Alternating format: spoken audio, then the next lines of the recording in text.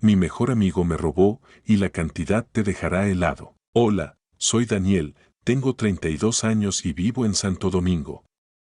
Siempre me consideré una persona prudente con el dinero y extremadamente cuidadosa a la hora de elegir con quién hacer negocios. No me considero desconfiado por naturaleza, pero sí alguien que cree que la amistad es más valiosa que cualquier contrato. Hasta hace poco, pensaba que los verdaderos amigos jamás cruzarían ciertas líneas. Creía que el dinero podía poner a prueba las relaciones, pero que las que eran genuinas saldrían fortalecidas, que equivocado estaba. Esta es la historia de cómo perdí más de $8,000 y, lo que es peor, a quien consideraba mi hermano de otra vida. Y no hablo de un socio cualquiera, ni de un conocido pasajero. Hablo de Marcos, el amigo con el que crecí, con el que compartí mis peores momentos y celebré los mejores. Lo que ocurrió hace unos meses no solo me vació el bolsillo, sino que me dejó una cicatriz emocional. No fue un robo común, no hubo un asalto en la calle ni un desconocido metiéndose a mi casa. Fue más doloroso, alguien que sabía exactamente cuánto confiaba en él y que, a pesar de eso, decidió aprovecharse. Hoy quiero contarles cómo todo comenzó con una idea que parecía el sueño perfecto y terminó convirtiéndose en mi peor pesadilla financiera y personal. Todo comenzó a inicios del año pasado. Yo trabajaba en una oficina de contabilidad, con un sueldo estable pero que apenas me alcanzaba para cubrir mis gastos y ahorrar un poco cada mes. Marcos, por su parte, trabajaba en ventas, pero siempre estaba buscando nuevas oportunidades para dar el gran golpe y dejar atrás el empleo fijo. Una tarde de domingo, mientras tomábamos café en mi casa, me soltó la idea que, según él, cambiaría nuestras vidas, montar una tienda de accesorios tecnológicos. Marcos conocía un par de proveedores que ofrecían productos a precios de mayorista, cargadores, audífonos, fundas para celulares, teclados, ratones gamer, y aseguraba que la demanda era altísima. Lo recuerdo claramente porque, mientras hablaba, sus ojos brillaban como si estuviera viendo el futuro. Me mostraba en su celular fotos de productos, mensajes de clientes interesados y hasta cálculos de ganancias. Mira, Dani, con 200,000 pesos de inversión inicial podemos traer un lote grande. Vendemos en redes sociales, hacemos envíos y, si todo va bien, en 6 meses abrimos un local físico. Yo dudaba. No porque la idea fuera mala, sino porque, para mí, hacer un negocio con un amigo siempre implicaba un riesgo, pero Marcos me insistía una y otra vez. Hermano, cuando te he fallado, me decía con una sonrisa confiada. Y tenía razón, hasta ese momento, nunca me había dado motivos para desconfiar. La propuesta era clara, yo ponía la mitad del capital y él la otra mitad. Nos repartiríamos las ganancias al 50%, sin terceros de por medio. Me habló de trabajar como un equipo, él se encargaría de las compras y la logística, y yo de las ventas y la publicidad. Aquí es donde cometí el error que, hasta el día de hoy, me atormenta, confié ciegamente. No hicimos un contrato formal, no redactamos nada por escrito. Entre amigos no hace falta tanto papeleo, pensé. Firmamos un acuerdo verbal con un apretón de manos, y para mí eso tenía más valor que una firma ante notario. Los días siguientes fueron de emoción pura. Pasamos horas planeando, buscando nombres para la marca, diseñando un logo improvisado y contactando clientes potenciales. Recuerdo que esa primera semana me acostaba tarde viendo videos sobre marketing digital y estrategias de ventas, sintiéndome motivado como nunca antes. Yo veía el proyecto como una forma de crecer juntos, de construir algo que nos daría libertad financiera y que, de paso, fortalecería nuestra amistad. Lo que no sabía era que, en ese momento, estaba sembrando la semilla de la peor traición de mi vida. La primera compra que hicimos fue como abrir un cofre del tesoro. Marcos llegó con varias cajas enormes llenas de productos nuevos, audífonos inalámbricos, fundas coloridas, cargadores rápidos, luces LED para escritorios gamer, todo perfectamente empacado y listo para vender. Comenzamos de forma sencilla. Publicábamos fotos en nuestras redes sociales y en grupos de Facebook, respondíamos mensajes a cualquier hora y hacíamos entregas a domicilio. El primer mes fue un éxito. Vendimos casi todo el inventario y reinvertimos inmediatamente en más mercancía. Yo me encargaba de la parte creativa, diseñaba publicaciones llamativas, respondía a clientes, grababa pequeños videos mostrando los productos. Marcos, por su parte, llevaba el dinero y coordinaba con los proveedores. Él insistía en manejar la caja porque, según decía, así evitamos confusiones. Yo acepté sin discutir, confiando plenamente en que todo estaría en orden. Cada vez que llegaba un nuevo lote, la emoción era la misma. Los productos se vendían rápido, los clientes nos recomendaban y empezamos a recibir pedidos desde otras ciudades. Incluso llegamos a soñar con abrir un pequeño local en un centro comercial. Pero aquí es donde comenzaron las pequeñas señales, esas que en ese momento ignoré, pero que ahora veo con claridad. Un día, mientras hacía inventario para publicar las últimas unidades disponibles, noté que faltaban varios productos.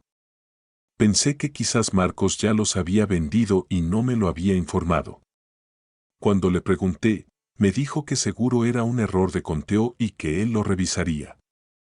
No le di importancia. Las semanas pasaban y, de vez en cuando, veía discrepancias, un cargador que aparecía vendido pero sin constancia de entrega, un par de audífonos que no estaban en el inventario pero tampoco figuraban en los reportes de ventas. Marcos siempre tenía una respuesta rápida. Eso es de la última entrega que hice y no he anotado. Debe ser que el proveedor mandó menos cantidad. Lo curioso es que, a pesar de estas pequeñas irregularidades, las ganancias seguían llegando, o al menos eso creía yo. Marcos era quien me entregaba mi parte en efectivo, siempre con una sonrisa y una broma, para que veas que el negocio va viento en popa, pero algo empezó a incomodarme. Él se mostraba más reservado con las cuentas y ya no me enseñaba las facturas como antes. Cuando le pedía ver los gastos y las compras, me decía que todo estaba en su laptop y que me lo mostraría luego, pero ese luego nunca llegaba. En ese momento, preferí pensar que se trataba de simple desorganización. No quería arruinar el buen momento que estábamos viviendo con desconfianzas innecesarias. Lo que no sabía era que esos pequeños errores eran solo la punta del iceberg y que, detrás de ellos, había un plan mucho más oscuro. Recuerdo perfectamente el día en que la duda dejó de ser una pequeña voz en mi cabeza y se convirtió en un grito imposible de ignorar. Era un miércoles por la noche, ya casi a finales del tercer mes de negocio. Yo estaba revisando el inventario para programar unas publicaciones cuando volví a notar un desfase. No eran 2 o 3 productos, como antes, esta vez faltaban más de 15 artículos. Entre ellos había varios de los más caros, audífonos inalámbricos de alta gama, teclados mecánicos y lámparas LED para escritorios gamer. La diferencia en dinero era considerable. Respiré hondo, me armé de valor y llamé a Marcos. Hermano, ¿revisaste el inventario de este mes?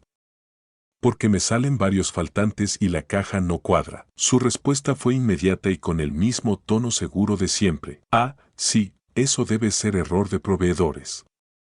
La última vez nos mandaron menos cantidad, pero yo lo voy a reclamar.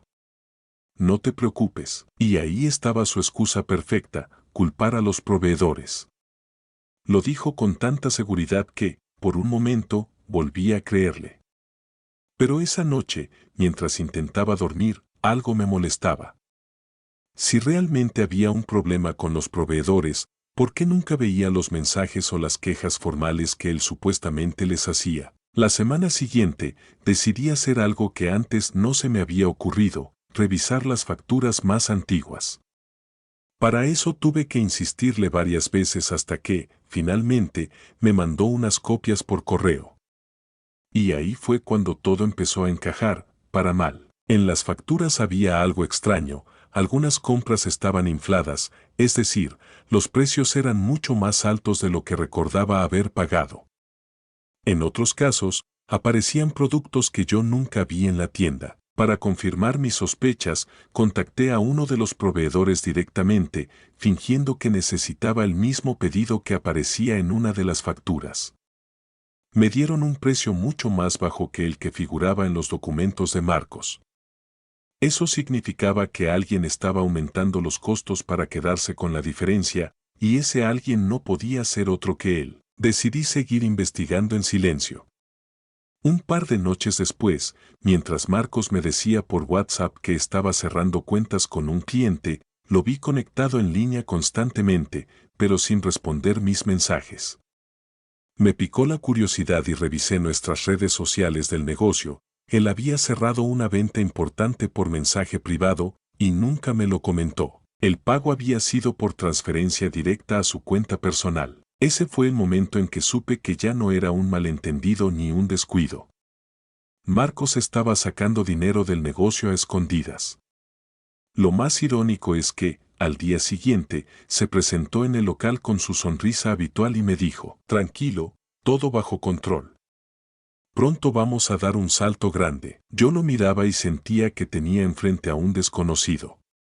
Un desconocido que llevaba mi confianza en el bolsillo, junto con parte de mi dinero. Pasé varios días con la cabeza hecha un nudo, tratando de encontrar la forma correcta de enfrentar a Marcos. No quería llegar gritando ni acusando sin más, porque sabía que si le daba la oportunidad de manipular la situación, se escurriría entre excusas. Preparé todo como si fuera un juicio, imprimí copias de las facturas infladas, capturas de pantalla de los chats con los proveedores y los comprobantes de transferencias que habían ido directo a su cuenta personal. Tenía miedo, pero más que miedo, sentía una mezcla de decepción y rabia. Lo cité un viernes por la tarde, cuando el local estaba cerrado al público. Él llegó con su habitual actitud relajada, vistiendo su camiseta favorita y con esa sonrisa confiada que siempre llevaba como escudo. ¿Qué pasó, hermano? Me dijiste que era urgente. Le pedí que se sentara y coloqué los documentos frente a él. Sin rodeos, le dije: quiero que me expliques esto. Marcos miró las hojas sin inmutarse demasiado. Tomó la primera factura y la hojeó lentamente, como si estuviera revisando algo que acababa de ver por primera vez. Luego me miró y soltó su primera mentira descarada. Hermano, esto es un malentendido. Seguro el proveedor te dio mal la información. Yo solo pasé lo que me cobraron a mí. Ahí saqué mi siguiente prueba, las capturas de conversación con el proveedor confirmando los precios reales. Su rostro cambió por primera vez. Ya no sonreía. Bueno, sí, puede que haya subido un poquito los precios, pero fue porque necesitaba cubrir unos gastos míos. Era temporal, temporal.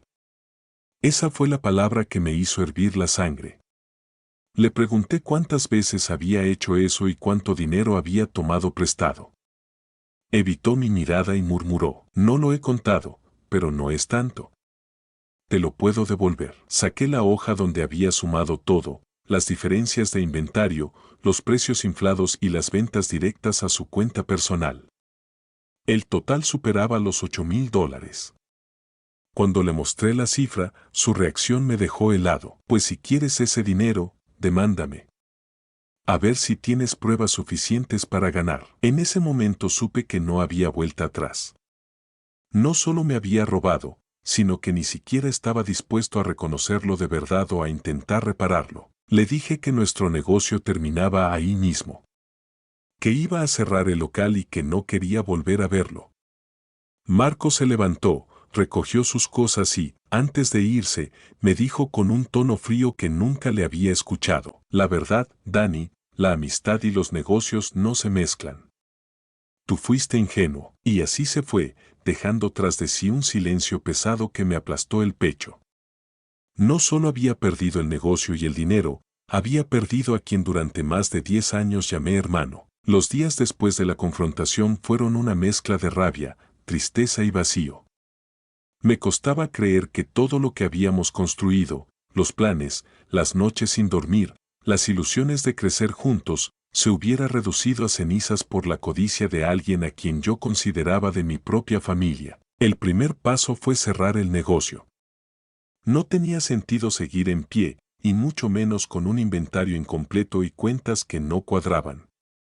Me dolió mirar el local vacío por última vez, las paredes donde colgábamos los productos, la mesa donde empaquetábamos pedidos, las sillas donde pasábamos horas hablando de estrategias. Todo eso ahora me parecía un escenario de una mentira. Traté de recuperar algo del dinero, pero fue inútil. Consulté con un abogado y, aunque las pruebas eran sólidas, el proceso sería largo, costoso y agotador. Marcos conocía mis límites, sabía que no tenía recursos para mantener un juicio y que, al final, lo más probable era que me rindiera antes de verlo pagar.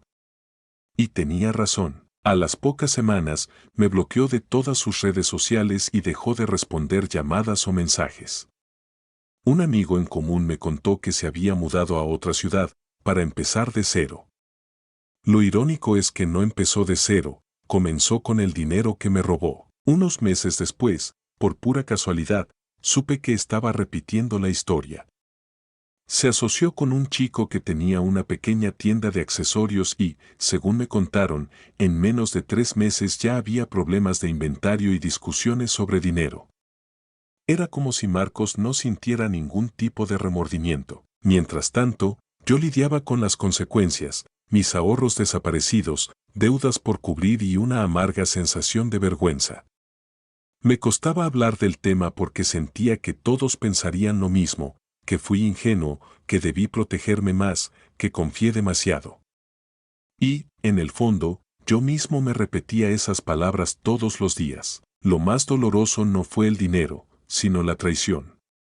Las noches en que me costaba dormir, no pensaba en los $8,000 perdidos, pensaba en todas las veces que Marcos había estado en mi casa, comiendo con mi familia, celebrando mis logros, escuchando mis problemas, y cómo todo eso ahora se sentía como una fachada. Ese negocio había nacido como un sueño compartido, pero terminó como una lección brutal. A veces la gente que más cerca tienes es la que más daño puede hacerte, y lo hará sin mirar atrás. Cuando pienso en todo lo que pasó, me doy cuenta de que el dinero no fue el verdadero problema, fue el espejo que mostró quién era realmente Marcos.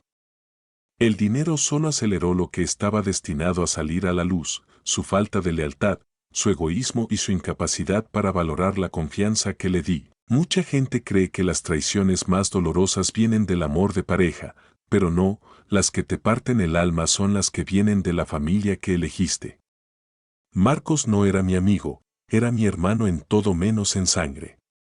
Por eso, cuando me falló, sentí que me habían arrancado algo mucho más valioso que $8,000, me robaron una parte de mi fe en las personas. Después de esta experiencia, aprendí algo que debería enseñarse desde la escuela: nunca mezcles negocios con confianza ciega.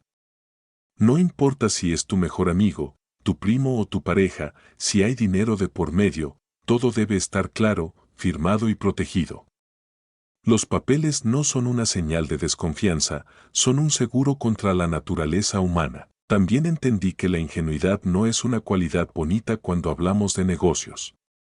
Yo quería creer que entre amigos no hace falta tanto papeleo, y esa mentalidad me costó años de esfuerzo ahorrado.